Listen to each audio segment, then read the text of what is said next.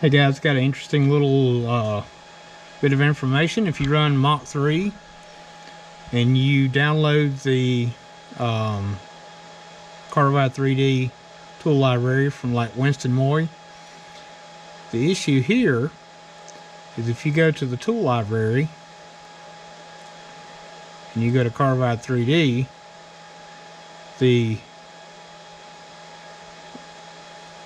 all of his numbers, his tool numbers, let's say for instance it's 302. If we edit this,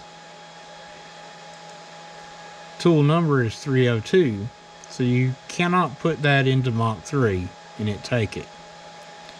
Okay, so what I did was, on this one here is the 278Z single flute end mill, so I changed it from 278Z to 99.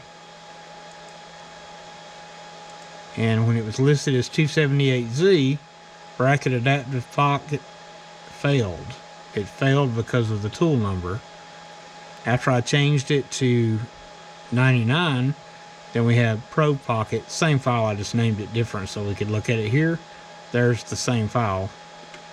So if you're having failed files and you can't figure out why, then go to your tool library and make sure that your tool number is 100 or less. So I'm going to have to change these.